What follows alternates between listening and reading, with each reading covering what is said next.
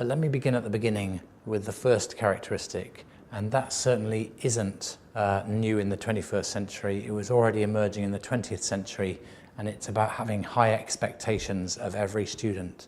All the evidence tells us that unless a teacher has high expectations of every student, they're highly unlikely to deliver great results for every student. Unless they really believe that every student can achieve high standards, they're highly unlikely to deliver high standards. And indeed, the research shows furthermore that by having high expectations, it makes it more likely that a student will learn to high standards. You see, in the mid-20th century, it was quite normal for education systems. In fact, it was the assumption that education systems would teach some, but not all, to high standards. Everybody would get the basics, but only some would achieve high standards. In the 21st century, given the changes in technology and the economy, it's essential that we set out to achieve high standards for every child. That is a very demanding task that we, the educator profession, need to take on, because children who leave school well educated have many, many opportunities in the 21st century society and economy, but children who leave school without a good education are really going to struggle.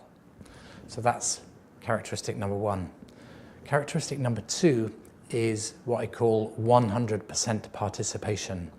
We're only going to achieve high expectations and high standards for all if every child participates in the education. A lesson in which only some of the children are participating isn't good enough. So when the teacher's standing at the front of the class and interacting, is she or he making sure that every child is fully engaged? I remember long ago when I was teaching in a suburb north of London, and there's a boy at the back of the room looking out the window, which was very unusual in that part of London because there's absolutely nothing to see outside. And I say to him, "What are you doing?" And he says, "I'm thinking." And I say, "Well, stop it and get on with your work." So what was I doing? I was trying to engage him, which was good. Of course, I told him to stop thinking, which was a blunder, but it was my first year of teaching. But the important thing is to make sure that children are engaged, their eyes are on the teacher, they're interacting either directly with the teacher or with each other, which leads to my third key characteristic, which is interactivity. There should be lots of interaction in a successful lesson or in a group of successful lessons. Sometimes, of course, and you as teachers all know this, you can go into a classroom and everything's quiet and the children are thinking or writing, and that's a nice atmosphere. But I think the best atmosphere is when you go into a classroom and there's a kind of buzz of intellectual activity and excitement.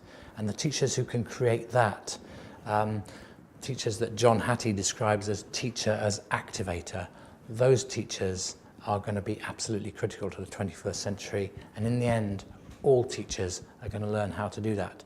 Not just occasionally, but quite a lot. So characteristic one, high expectations. Characteristic two, 100% participation. Characteristic three is interactivity. And characteristic four, I call informed pedagogy. And this refers to any teacher, whatever they're teaching at whatever moment, if you interrupted them and said, "Why are you doing it that way?" they should be able to explain. They should be able to give you a rationale, and it should be a better rationale than "I've always done it this way." It should be a rationale that says, "I learnt this from my colleagues," or "We planned the lesson on the basis of the student work we got last time, and we thought this would work, but we're going to review it at the end of the lesson." Or "I've looked at the research and it suggests that this is a powerful way of teaching this sequence of algebra or geometry." It's that kind of level of thinking analytically and thinking in an evidence-based way about why a certain part of teaching is being taught in a particular way. When I visit schools, as I have in many, many countries, always in the best systems, always the best teachers, if I say, "Why are you doing it that way?" they can give me an explanation. Sometimes they're innovating, sometimes it's an evidence-based, but they've always got a rationale and they're always reflecting on why they're teaching in the way they're teaching. So informed pedagogy is really important. And informed pedagogy is very difficult to do on your own.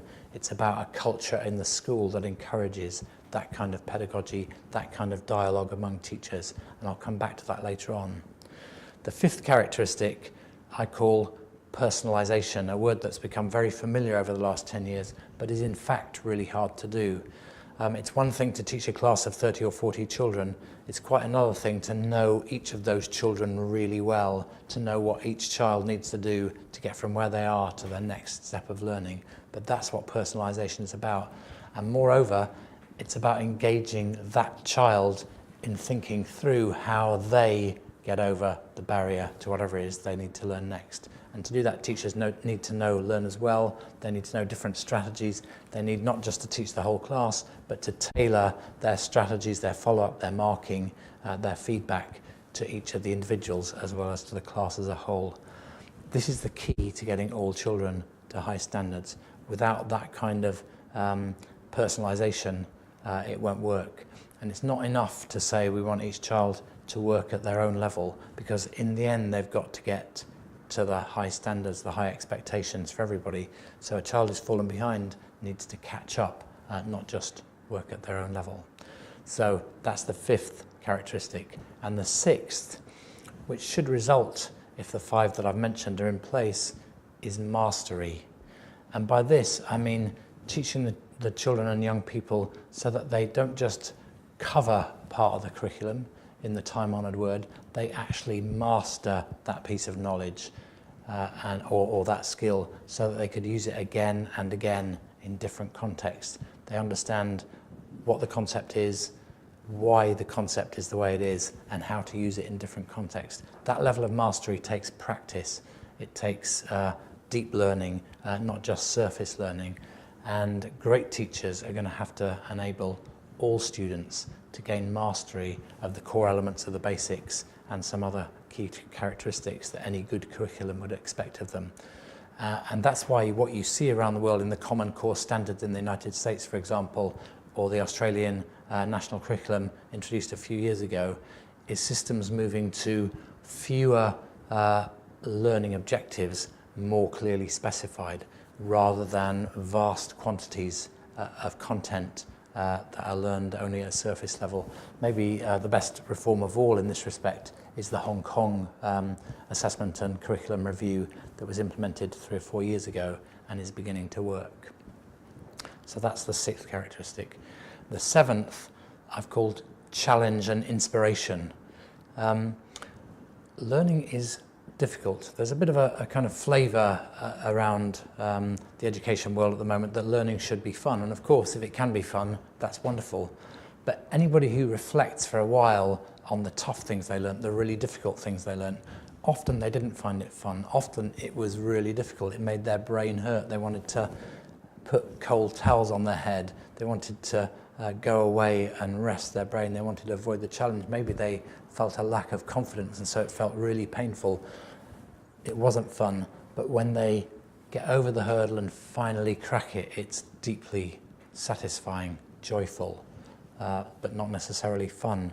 Now, lots of us, I certainly include myself in this, faced with a difficult challenge, without a really good teacher to push you through, would give up. But the great teachers at those moments can challenge you, inspire you, encourage you, and enable you to get over whatever it is that's preventing you learning something and finally learning it. I can still remember the joy of finally cracking, maybe age 14, calculus for the first time and thinking, God, that was difficult, but that is absolutely fantastic. So all of these things are important. And now we come to the eighth characteristic, which is constant feedback. Teachers need to know all the time whether what they're doing is working. Good teachers can do that from seeing the attention of the class, from asking questions that check that they've learned, asking individual students or the whole class questions, from marking students' work to see whether everybody learnt it or they didn't. But they need feedback like that of an informal nature, but then they need feedback that is more formal, an assessment that gives them some idea of whether the students have mastered the content or the skills that they've been trying to teach them, and also enables them to compare how well their students learned a certain set of content with other teachers, maybe elsewhere in the school, maybe elsewhere in the system, but they need that kind of feedback and data. And so the 21st century teacher is going to be evidence-informed, richly informed by the data, using the data to adapt and refine their teaching. And that will be an important thing for them. And often for teachers, that will be a new set of skills. And again, I'll come back to that at the end. Ninth characteristic is increasing use of technology. It's hard to imagine as the 21st century unfolds that classrooms and schools won't be transformed by technology in the way that huge swathes of the economy have already been transformed, and indeed our daily lives, especially the daily lives of young people, by cell phones, by access to computers, all the rest of it. And schools are going to change too, and we've seen lots of efforts to change schools in this respect, but most of them have failed. Most of them haven't driven the big improvements in outcomes that were hoped for. The text I mentioned at the beginning of the lecture by Michael Fullan and Caitlin Donnelly, called Alive in the Swamp, goes into this question in some detail. What does it take to make a digital innovation in a school successful? And they argue basically three things. You have to have the technology working and effective and successful. You have to change the way teachers teach their pedagogy, and the system, a school or the wider system, also needs to change and adapt to get the best use of the technology and the pedagogy required to make use of it. So all three elements, the change of the system, the pedagogy and the technology, need to be thought about together, whereas all too often governments or school principals think only about the technology. Caitlin Donnelly, in one of her pieces of writing about this, describes going into a school in India and seeing a bank of computers in a room separate from the classrooms. And she says they were new enough that they were still covered in the plastic wrapping, but old enough to have gathered dust. I've seen that kind of thing far too often across the world of education. Computers that have been delivered, the technology has been thought about, but the change of the system and the pedagogy hasn't been thought about. Until schools and systems start thinking about all three corners of that triangle, we're not going to get the maximum benefit of digital technology. But our students in their daily lives are already using technology all the time. And technology has an amazing span. In A Rich Seam, Michael Fullan and Maria Langworthy talk about everything from using the internet to find information, which most students in most of the world now do ubiquitously as a matter of fact, right through to simulations and sophisticated computer game environments where children acting as avatars can collaborate to solve problems. So we'll see the full span. It will take time. Teachers need to be open to that. They need to be open to learning from their students as well as learning from each other about how to make the most of that. And that leads to my final point, the 10th one, which is about collaborative planning and review. The kind of skills that I've been describing are very difficult for any individual, however talented, to learn all on their own in their own classroom. In the 20th century, teachers went into classrooms with 30, 40, 25, depending on where they were, children, shut the door, taught their lessons and hoped for the best. That's what I did when I was a teacher in North London and later in Africa. That's what I did for 6 years. Hardly anybody ever came to see me teach. Hardly anybody gave me advice on how I could get better at my teaching. Some of my lessons were good and some of them were ordinary and a few of them were pretty awful, I guess. But I wasn't systematically either improving or being encouraged to improve, except obviously I built some experience. But to learn the kind of things I've been talking about, the interactivity, the 100% participation, the deep mastery, the constant feedback, the use of technology, teachers need to learn from each other. So in each school, there needs to be a sense of collaboration. The way the school is organised needs to encourage the collaboration. Teachers need to plan lessons together, see the students' work that each teacher generates, learn from each other what worked and what didn't, have time to watch each other teach, sometimes visit other schools, because this learning needs to not to be in each school but across the system. And until we get that culture of collaborative planning and review and constant learning in every school, it will be impossible for all teachers to master the challenge of the 21st century. Of course, there will always be the solo, brilliant teacher. We've all met them. Those people we hope will keep being born, will keep joining our systems. But to get consistency at the level of quality required for the 21st century across a whole system does require that sense of calibration. And that's why it's great that the Jamaican Teaching Council is taking on this agenda of what would a 21st century teacher be like. I hope you found that helpful. It's been a pleasure to join you from afar. I wish you all the best with your deliberations and look forward to being in touch. Thank you very much.